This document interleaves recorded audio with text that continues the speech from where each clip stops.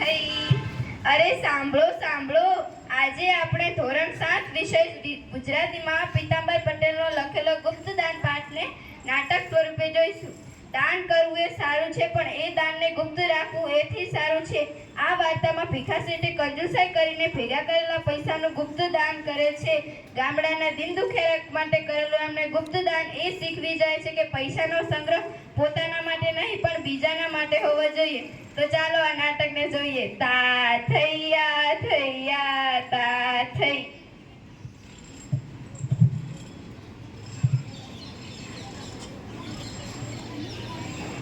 ગંગાપુર જેવા નાના ગામડામાં સરકારે ડૉક્ટર તરીકે મારી નિમણૂક કરી ત્યારથી તો મારો ઉત્સાહ ઓસરી ગયો હતો. ગામડાની મને સુખ ન હતી. મેં જ અરજીમાં ગામડાની નિમણૂક કરવાની માંગણી કરી હતી, પણ ગંગાપુર તેને તે ગામડું કહેવું કે આંદામાન કાળા પાણીની સજા થઈ હોય તેવું લાગ્યું. ઓ સાહેબ, શું વિચારો છો? શું એકલા ને એકલા બડબડાયા કરો છો? ક્યાં જવું છે તમારે? શેની વાત કરો છો તમે?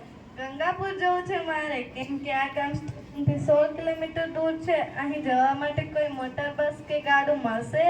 ના, અહીં કઈ ન મળે. નદી નાળાવાળો રસ્તો છે એટલે ઘોડા પર સામાન મૂકીને આવજા કરવી પડે છે. ઉનાળામાં નદીમાં પાણી ઓસરી જાય ત્યારે ગાડું ચાલી શકે.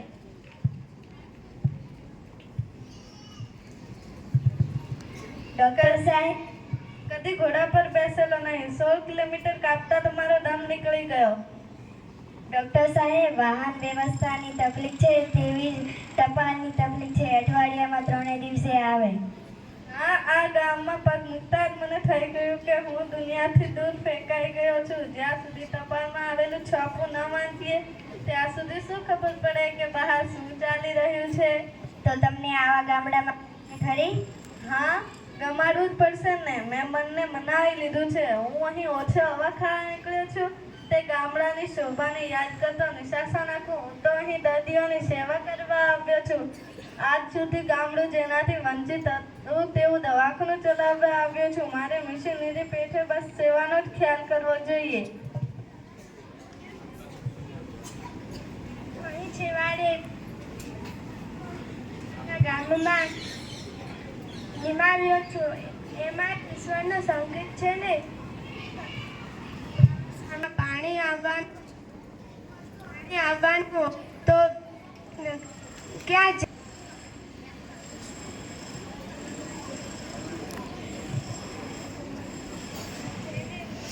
વસ્તુ પાણીની જરૂર છે એવા લોકો વચ્ચે ડૉક્ટર સાહેબ, શેઠ આવી રહ્યા છે. સરકારે દવાખાનાનું જુદું મકાન બનાવ્યું નથી. તેથી હમણાં ગામમાં ચોરાની ઓરડીમાં દવાખાનું ચાલુ કરવાનું રહેશે. તો મારે રહેવાનો પ્રશ્ન ઊભો થયો છે. મારું ઘર કંઈક ઠીક કહી શકાય તેવું છે. તે માટે હું તમને મારો ઉપરનો મેળો ખાલી કરી આપું. તમે આરામથી રહેજો.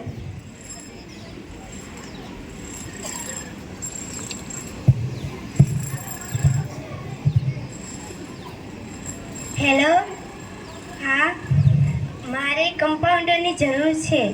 ત્યાં જવાબ આવે કોઈ કમ્પાઉન્ડર મળતો નથી. માટે ગામમાંથી જ કોઈની નિમણૂક કરવી.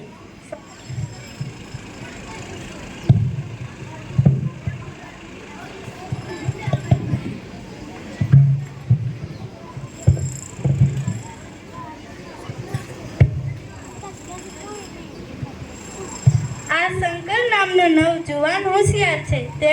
આપણે તેની નિમણૂક કરી દઈએ.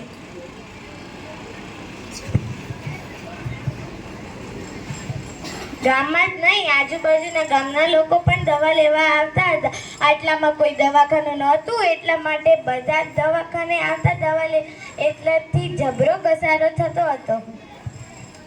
દવાઓ આવી ગઈ. ભીખા શેઠની મદદથી દવાખાનું પણ શરૂ કર્યું. તેથી તમને કંટાળો આવતો નહોતો.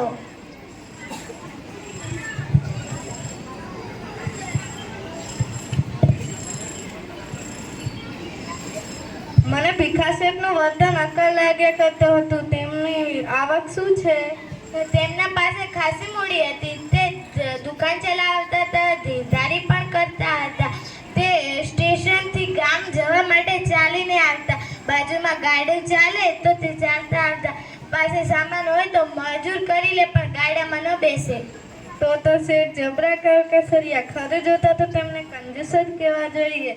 ગામમાં ભાગે જે પૈસાદાર હશે પણ મેં તેમના શરીરે સારું લુગડું જોયું નથી. ઠાગરથી ગળવાળું ધોતી હોય અને તેવો જબ્બો, જોડા પણ ખેંચી રાખતા હતા. મને મનમાં થયું કે આવા કંજૂસના ઘરે ક્યાંથી રહેવા આવ્યો.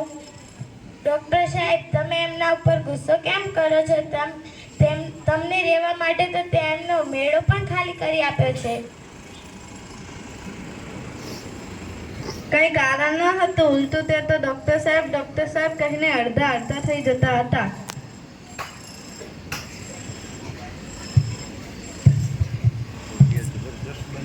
તા થૈયા થૈયા તા થઈ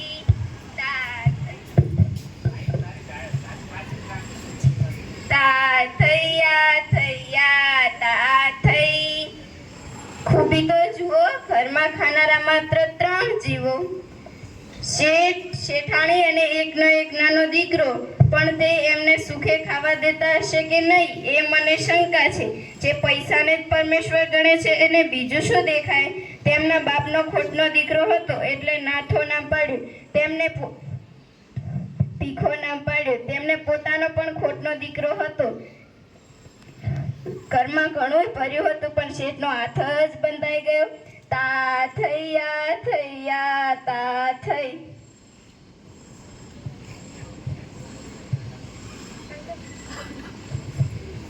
જેમ જેમ હું આજુબાજુના ગામોથી પરિચિત થતો ગયો તેમ મને સમજાતું ગયું કે આ ગામ બીજા ગામોના પરિણામમાં ઠીક હતું. તેમાં એ ભીખા શેઠનું નામ તો ચોકમેર પંકાયેલું હતું. લોકો પણ માન આપતા હતા. આ જોઈ મને મનમાં ખેદ થતો હતો કે લોકો પૈસાને જ નમન કરે છે, સત્તા આગળ જ સીધા રહે છે. તેમનો સેવક થઈને જાય તેને તો ધક્કા ચડાવે એવા છે.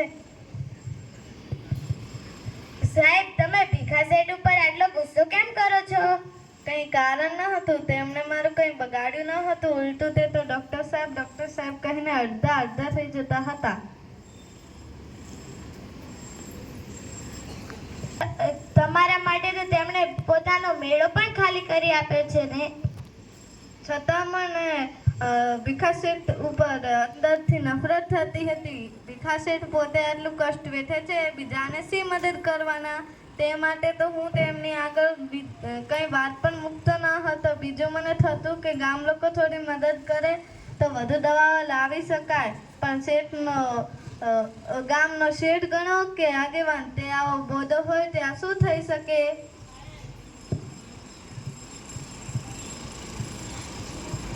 તા થૈયા થૈયા તા થઈ તા થૈયા થૈયા તા થઈ. કદાચ ભીખા શેઠ વિશે ડૉક્ટર સાહેબની નફરતો જ વધતી જોત. એટલું જ નહીં પણ તેમને છેક છેલ્લે પાપરીએ મૂકી દોત. પણ એક બનાવ એવો બન્યો કે ભીખા શેઠ વિશે ડૉક્ટર સાહેબની માન્યતા જ બદલાઈ ગઈ. એટલું જ નહીં પણ તેમને છેક છેલ્લે પાપરીએ મૂકી દોત. એક બનાવ એવો બન્યો કે ડૉક્ટર સાહેબ પોતાની જાતને ઠપકો આપવા લાગ્યા. તે માણસ ઓળખવામાં કેવી થાપ લાગી તો આગળ જોતા રહીએ. તા થૈયા થૈયા તા થઈ. શંકર, હમણાંથી મલેરિયાના દર્દીઓ વધુ જોવા મળે છે. હા, આ વિસ્તારમાં મેલેરિયાનું પ્રમાણ વધુ હોય છે. નદીમાં ના રસ્તો હોય છે તેથી મચ્છરમાં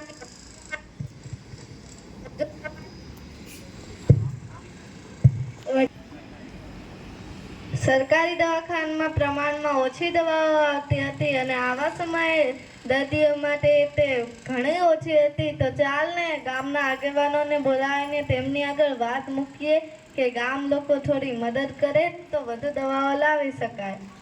ડૉક્ટર સાહેબ તમને બોલાવી રહ્યા છે.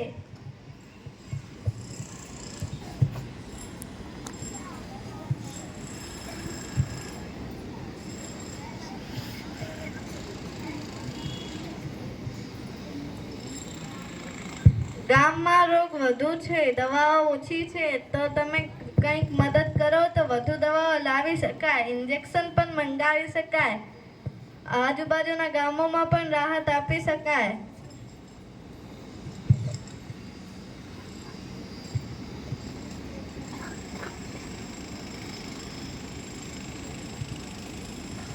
આવા આગેવાનોને દવા ના આપવી જોઈએ. લોકોના ભલા માટે પાઈએ ખર્ચે છે, આવવાનો તો લૂંટી લેવા જોઈએ.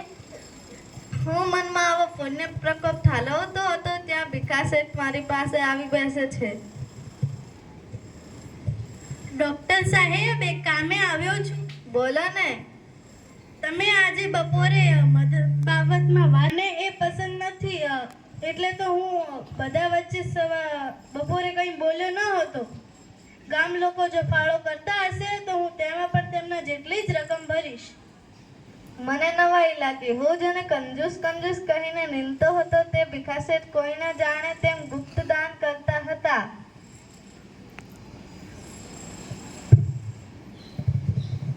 જાણું છું તે મુજબ ભીખાશેઠ કરકસર કરે છે.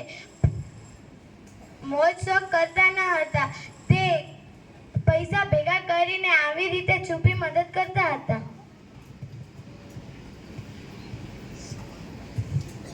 શેઠજી, મને કહો ને, તમે કોને કોને મદદ કરો છો?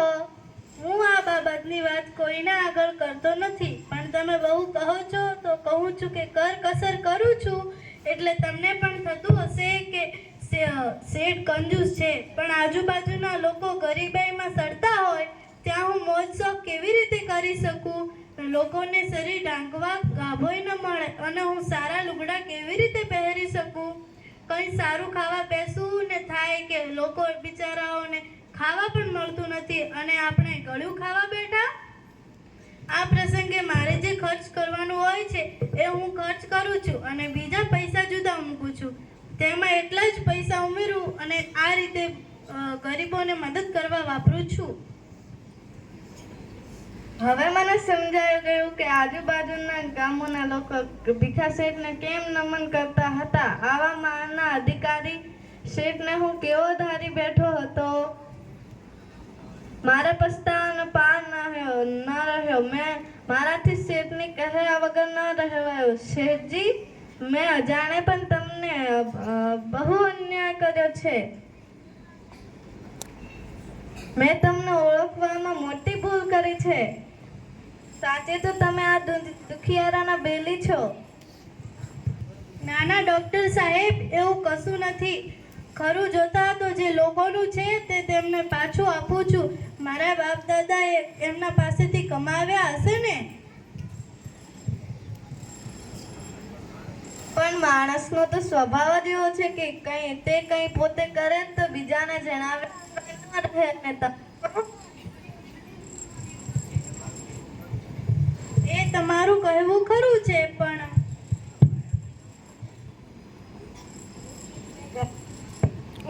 આમ ફરીને બોલ. હું શેઠને ઘણી વાર કહું છું તમે કંઈક નામ ના તો કરો. પણ એવી મિથ્યામાં સિદ્ધને રાખવો. તું દાન એવી રીતે કરજે, જો તું જમણા હાથે દાન કરે તો તારો ડાવો હાથ પણ ન જાણે. સાધુ મહારાજ, આ વાત મારા દિલમાં ખરેખર વસી ગઈ છે અને હું ત્યારથી આ રીતે જ દાન કરું છું. ભીખાશેઠ, તમે ખરેખર નમનને પાત્ર છો.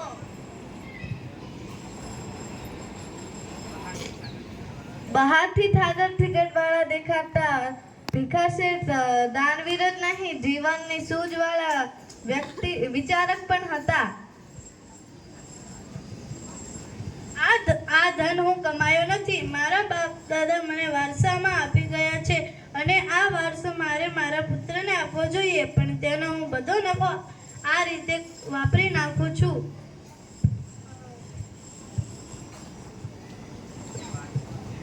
જે વારસો છે એનો હું માલિક નથી, પણ તેનો રખેવાળ છું. મારી કમાણી મને વાપરવાનો હક છે અને હું વાપરતો આવ્યો છું. હું પોતે કષ્ટ વેઠું છું એટલે ઘણા લોકો મારી પાછળ બબડે પણ છે. સ્ટેશનેથી ચાલીને આવ્યા અને હું ગાડીમાં આવ્યો ત્યારે જ મેં તમને કંજૂસ માની લીધા હતા. પણ ડૉક્ટર સાહેબ શું કરું? લોકોને જોઉં છું અને ગાડામાં બેસાતું નથી. ગાડાવાળાને રૂપિયો આપું એના કરતાં પેલા પોટકું ઉપાડી આવનારને રૂપિયો દઉં તો એમાં શું ખોટું? આપણે ચાલીએ એમાં શું દુબળા પડી જવાના હતા? વૈભવ ભોગવતા ભોગવતા દાન કરનારા જોયા છે. કીર્તિ કેળા કોટડા બાંધવા માટે દાન કરનારા, પણ આવી રીતે પોતાની જાતને કષ્ટ આપીને દાન કરનારા છુપા દાનવીરો જોયા તો નથી, સાંભળ્યા પણ નથી. મને ભીખા શેઠ દાનેશ્વરી દેખાયા.